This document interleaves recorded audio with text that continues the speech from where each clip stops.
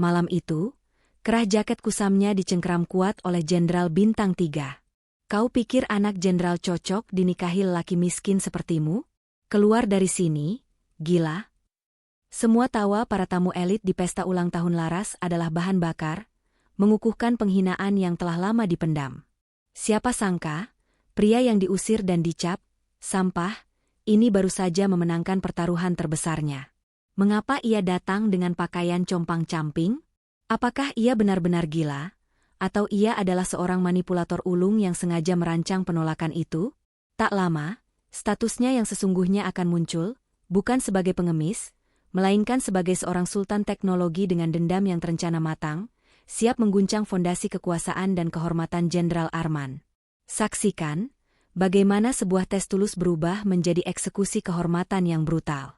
Senja turun seolah diatur oleh sutradara opera yang paling sombong, menyiram halaman belakang rumah dinas Jenderal Arman dengan cahaya keemasan yang palsu. Pesta ulang tahun Laras, Sang Putri Tunggal, adalah parade kemewahan, musik orkestra mengalun pelan, wine mahal di tangan para pejabat, dan tawa yang hanya terdengar sopan dan berjarak. Ini adalah benteng tak terlihat, didirikan oleh uang dan pangkat. Tiba-tiba, benteng itu berderak.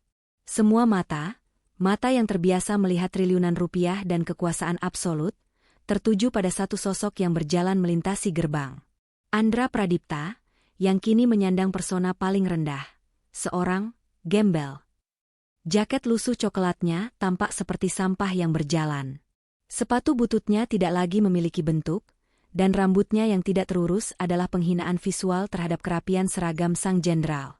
Jenderal Arman, Bintang 3 yang bersinar angkuh di tengah karpet merah, menahan nafas. Kau salah alamat, nak, ucapnya tajam, suaranya mengandung ancaman yang tersembunyi. Jika kau mencari sedekah, datang besok ke kantor. Bukan saat pestaku. Andra tersenyum. Senyum itu tidak mengandung kerendahan hati, melainkan rasa superioritas yang tenang dan dingin. Saya tidak mengemis, Pak Jenderal. Saya datang melamar Laras. Keheningan yang terjadi sesudahnya lebih mematikan daripada ledakan. Ibu-ibu pejabat menutup mulut, tetapi mata mereka menari-nari penuh kegembiraan. Ini drama gratis, sebuah komedi kejatuhan moral di tengah dunia reality show para elit. Laras, yang selama ini berdiri anggun, maju selangkah. Wajahnya bingung. Nama Andra terasa asing, tetapi mata pria itu, tenang, menusuk, dan syarat luka lama, membuat jantungnya berdesir aneh. Ia seperti melihat hantu dari masa lalu yang ia kubur. Kau melamar putriku? Jenderal Arman melangkah, seragamnya seolah membesar, bayangannya menelan Andra. Anak seorang jenderal, dilamar oleh sampah rendahan sepertimu? Apa kau gila? Andra membiarkan cengkeraman Jenderal Arman di kerahnya. Rasa sakit fisik tidak seberapa dibandingkan luka yang ia bawa selama bertahun-tahun. Saya mencintai Laras, katanya. Tetapi dalam hati, ia tahu kata-kata itu adalah kebohongan yang diperlukan. Saya datang tanpa apa-apa, hanya untuk memastikan ketulusan saya. Sebelum apa? Bentak sang jenderal, wajahnya merah. Keluar, ajudan. Seret pria gila ini sekarang. Andra tahu ini adalah puncak dari adegan yang ia rancang. Ia mundur perlahan, membiarkan dirinya ditatap dengan jijik. Penghinaan ini adalah mata uang. Setelah ditolak di depan para saksi ini, ia telah memenangkan hak moral untuk balas dendamnya. Ia telah memastikan Laras gagal. Saat langkahnya hampir menghilang di balik rumunan tawa dan bisikan keji, Andra berbalik. Matanya bertemu dengan mata Laras, yang kini dipenuhi kebingungan, sedikit rasa bersalah, dan, yang paling penting bagi Andra, ketidakpastian. Ia berbisik, pelan sekali, hanya untuk didengar oleh angin malam. Semoga tawa kalian abadi, sebab lusa, kehormatanlah yang berdarah. Ponsel Andra bergetar di saku jaket lusuhnya, menyala di tengah kegelapan trotoar. Pesan itu hanya terdiri dari 3 kata dari Yusuf, direktur eksekutif utamanya, selesai. Tunggu aba-aba. Andra berjalan santai ke mobil sedan tua berwarna hitam yang terparkir jauh dari rumah dinas. Begitu pintu terbuka, bau busuk dari jaketnya beradu dengan aroma kulit baru interior mobil. Di dashboard tergeletak jam tangan mewah senilai 6 digit, satu-satunya pengingat bahwa ia bukan lagi Andra si anak panti asuhan yang pernah disapu pandang rendah oleh seorang putri jenderal di masa kuliah. Rahasia lapisan pertama Andra Pradipta, gembel, yang ditolak, adalah CEO Indotech Global Energy, sebuah kerajaan teknologi dan energi terbarukan yang nilai pasarannya melebihi seluruh aset Jenderal Arman. Penyamaran itu bukan hanya untuk menguji Laras. Itu adalah operasi militer pribadi, dirancang untuk memvalidasi dendamnya. Andra mengeluarkan dompet usang. Di dalamnya, terselip foto Laras muda, di bangku kuliah, tersenyum. Ia mengingat kejadian kecil, tak berarti bagi Laras, yang menjadi pemicu ini. Saat itu, ia sedang membersihkan lantai lab, dan Laras, dengan kemeja rapi, berkata kepada temannya, "Ini bau sabun dan minyak, ya. Kenapa sih orang-orang yang kerja di sini selalu bau?" Laras tidak melihatnya, tidak menyadarinya, tetapi kata-kata itu menanamkan benih bahwa status Andra adalah bau dan layak dihindari. "Aku sudah memberimu kesempatan untuk melihat ke dalam," bisik Andra ke foto itu. "Dan kau memilih untuk melihat debu." Ia mengirim balasan kepada Yusuf, "Siapkan panggung di Bank Mega Nusantara. Saya ingin dia melihatku berdiri di atasnya, mengenakan mahkota yang mereka dambakan." Sementara itu, di dalam rumah dinas, Laras tidak bisa tidur. Ia membuka kotak-kotak memori digitalnya, mencari masa lalu. Andra. Siapa Andra? Rasa bersalah kecilnya kini tumbuh menjadi kegelisahan. Ia menemukan foto kelompok praktikum, Andra berdiri canggung, tersenyum tulus, di ujung barisan. Itu benar dia. Ia berlari ke ayahnya, yang sedang menenggak whisky di ruang kerja. "Ayah. Pria itu, Andra, dia teman kuliahku." Jenderal Arman mendengus, "Kau mau bilang si kotor itu pernah sekolah tinggi? Jangan konyol, Laras. Lupakan. Kau akan ayah kenalkan pada Letnan Kolonel Ivan. Dia masa depan yang jelas, stabil. Bukan misteri busuk." Perkataan Arman menghantam Laras. Stabil. Ayahnya tidak menjualnya, tetapi menjual stabilitas dan status yang ia yakini adalah satu-satunya mata uang di dunia. Laras kembali ke kamarnya, matanya terpaku pada ponsel. Ia ingin mencari Andra, tetapi ia terlalu takut. Takut dihakimi oleh ayahnya, takut merusak janji, stabilitas, yang sudah ditanamkan sejak kecil. Ketakutannya adalah kemenangan kecil pertama bagi Andra, yang telah memprediksi dengan tepat, bahwa Laras akan selalu memilih kenyamanan sangkar emas. Pagi harinya, Jenderal Arman bergerak cepat untuk memadamkan gosip yang menjijikan dari pesta semalam. Ia mengundang Letnan Kolonel Ivan, calon menantu pilihannya, untuk sarapan dan perkenalan resmi. Ivan adalah cetakan sempurna, gagah, pangkat tinggi, dan anak sahabat dekat. "Lihat, Laras," kata Jenderal Arman, bangga. "Inilah masa depan yang pasti.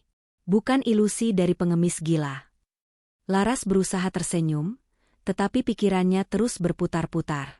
Ia telah mencari nama Andra Pradipta di internet, tetapi tidak menemukan apapun yang signifikan. Hanya sedikit jejak di jurnal ilmiah lama. Gembel itu menyembunyikan dirinya dengan sempurna, pikirnya. Namun, di pusat kota, perang Andra sedang dipersiapkan di ruang ballroom Hotel Grand Sentosa. Undangan rapat eksklusif tersebar ke seluruh institusi keuangan, yang mengumumkan kehadiran Direktur Utama Bank Mega Nusantara, pemilik saham mayoritas bank yang sangat berpengaruh di jaringan finansial yang berteman dengan Arman. Jenderal Arman sendiri, tanpa ia sadari, terikat erat dengan dunia yang akan dihancurkan oleh Andra. Beberapa proyek infrastruktur Arman didanai oleh konsorsium yang dipimpin Bank Mega Nusantara. Kehormatan Arman ditopang oleh pilar-pilar kekayaan, dan Andra tahu pilar mana yang harus ia tendang. Pada pukul 9.00 pagi, Laras dan ayahnya duduk di ruang tamu, menonton berita langsung. Judulnya, Revolusi Finansial, CEO misterius Bank Mega Nusantara muncul ke publik. Jenderal Arman mencibir. "Anak muda pamer kekayaan. Tipikal. Kau harusnya belajar, Ivan." Di layar, MC memperkenalkan pembicara utama. "Hadirin, mari kita sambut Direktur Utama dan pemilik saham terbesar Bank Mega Nusantara, pria yang akan membawa revolusi besar, Tuan Andra Pradipta." Waktu seolah membeku. Jenderal Arman tersedak kopi. Laras menjatuhkan cangkirnya. Andra Pradipta, nama itu, yang kemarin diucapkan dengan suara rendah, kini bergema dari televisi berdefinisi tinggi, disiarkan ke seluruh negeri. Di atas panggung, Andra melangkah ke podium. Rambutnya tersisir rapi, jas hitamnya adalah kanvas ketenangan yang mahal, dan matanya memancarkan kekuasaan yang tak terbantahkan. Jenderal Arman pucat pasi, bukan karena terkejut, tetapi karena terhina. Ia mengenal wajah-wajah di baris depan, para kolega dan mitra bisnisnya, yang kini menyaksikan gembel yang ia usir. Andra memulai pidatonya dengan senyum tipis yang mematikan. Saya hanyalah anak muda yang percaya. Kadang, untuk mengetahui kondisi paling jujur dari lingkungan kita harus turun langsung, bahkan menjadi gembel jika perlu. Tawa kecil dan tepuk tangan terdengar. Andra melanjutkan, pandangannya seolah menembus kamera, langsung ke ruang tamu Jenderal Arman. Nilai manusia bukan dari pakaian atau pangkat, tapi dari prinsip dan niatnya. Laras menatap ayahnya, yang wajahnya kini mengeras karena malu. Jenderal Arman adalah pria yang hidup dari penampilan luar. Kini, sampah yang ia injak adalah raja yang menyaksikan kejatuhannya dari jauh. Perjodohan dengan Ivan, stabilitas, semua menjadi lelucon pahit. Andra telah mematahkan garis stabilitas mereka, tidak dengan uang, tetapi dengan pembalikan kekuasaan yang brutal. Berita hari itu didominasi oleh kisah Andra Pradipta, si gembel, yang ternyata adalah sultan teknologi. Media berlomba-lomba membongkar kisah masa lalunya, betapa ia adalah seorang self-made man, secara tidak langsung menggarisbawahi kebodohan dan arogansi Jenderal Arman yang menolaknya. Malam harinya, rumah Jenderal Arman sepi. Kehormatan telah runtuh. Jenderal Arman duduk di sofa, memegang ponsel yang tidak berhenti bergetar. Telepon dari kolega, mitra, bahkan atasan, semuanya berisi pertanyaan terselubung. Kenapa Jenderal Arman mempermalukan Andra Pradipta? Apakah ada masalah bisnis? Tiba-tiba, bel pintu berbunyi. Seorang kurir mengirimkan sebuah kotak undangan eksklusif berlogo emas. Jenderal Arman membukanya dengan tangan gemetar. Di dalamnya, undangan resmi makan malam di kediaman pribadi Andra Pradipta di Jakarta Selatan. Di pojok undangan, ada tulisan tangan yang dingin dan lugas. Saya mungkin datang kepada Anda sebagai orang lusuh, Pak Jenderal. Tapi saya tak pernah datang tanpa kehormatan. Saya sudah mendapatkan apa yang saya inginkan dari tes ini. Sekarang, saya undang Anda sebagai tamu. Datanglah. Saya ingin mengakhiri pertunjukan ini dengan baik. Laras membaca undangan itu. Tes ini jadi, dari awal, itu adalah sebuah pertunjukan, sebuah uji coba yang kejam. Ia merasa mual. Bukan hanya karena ayahnya telah dihina, tetapi karena ia menyadari kedalaman ego Andra. Cinta sejati tidak diuji dengan penghinaan publik. Itu hanya dilakukan oleh seseorang yang mencari validasi atas luka lamanya. Kita harus pergi, kata Jenderal Arman. Suaranya kini bukan suara komandan, melainkan suara seorang tahanan. Kita harus memperbaiki ini. Jika dia mau aliansi, kita berikan. Kita bisa mendapatkan Ivan, dan juga dia. Logika Arman adalah logika kekuasaan. Ketika satu aliansi runtuh, cari yang lebih besar. Laras menatap ayahnya dengan rasa jijik yang campur aduk. Ayahnya hanya melihat status. Dan ia, secara memalukan, hanya menyesali hilangnya status Andra, bukan hilangnya pria yang dulu ia kenal. Andra telah merancang ini dengan cerdik, memaksa mereka menghadapi kerendahan moral mereka sendiri. Malam itu, mereka berkendara ke kawasan elit Jakarta Selatan. Kediaman Andra adalah istana modern klasik yang megah, diselimuti kesunyian yang mahal. Ketika mereka turun dari mobil, seorang staf menyambut mereka dengan hormat yang dingin. Ini bukan silaturahmi. Ini adalah eksekusi kehormatan yang dilakukan secara terencana. Mereka masuk ke ruang tamu Andra. Suasananya seperti museum yang terlalu sempurna. Andra berdiri di depan, mengenakan batik eksklusif yang harganya bisa membeli 30 pasang sepatu kulit ayahnya.